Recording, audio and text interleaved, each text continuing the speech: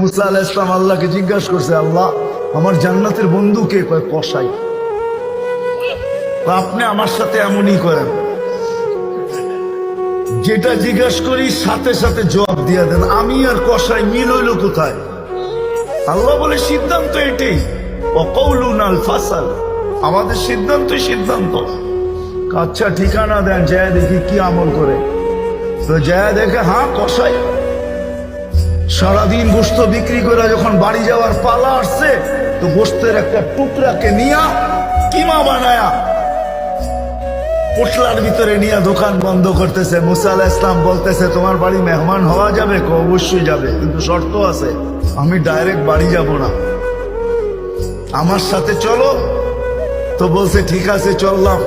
যায় ঢুকছে এক ঝুপড়ির ভিতরে, খুব পরিপাটি সুন্দর। কিচেনে যে ঢুকা রুটি বানাইছে, তরকারি পাক করছে, রুটিকে চুবাইছে তরকারির ভিতরে। তারপরে এক খুনখুনে বৃদ্ধাকে বুকে টেক লাগায় বসাইছে, পিঠ লাগায় বসাইছে, পিঠ বুকের সাথে লাগায় বসায় নেওয়ালা বানায় বানায় খাওয়াইতেছিল। মুসা আলাইহিস সালাম দেখতেছেন, কেননা ওনার অভিজ্ঞতা ছিল খিজির আলাইহিস সালামের সাথে বেশি প্রশ্ন করা, 3 প্রশ্নেই ওয়াকআউট। আল্লাহর রাসূল বলছে, লাউ সাবারা মুসা লা আলিমনা কাসীরাম মিনাল খায়র।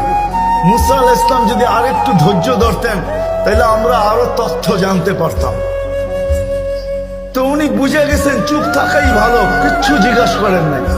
যখন খাওয়া দাওয়া শেষ, পরিপাটি শেষ, শোয়া দিয়া এখন বলতেছে পাশেই আমার বাড়ি, চলো আমার বাড়িতে মেহমান থাকবে। এখন আর চুপ থাকতে পারেন না। তো বলতেছে, শোনো এই বৃদ্ধা কে? আমার মা।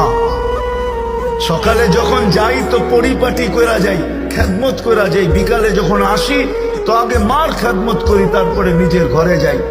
বুঝলাম, কিন্তু তুমি খেদমত করার পরে মা জানি হাত উঠায় কি বললো? খুনখুনে বৃদ্ধা, তো দাঁত নাই। দূর, বাদ দাও পাগল মা।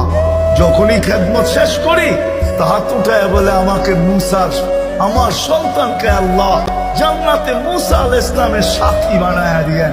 তো মুসা আলাইহিস সালাম চিৎকার দিয়ে বলতেছে, মা পাগল না,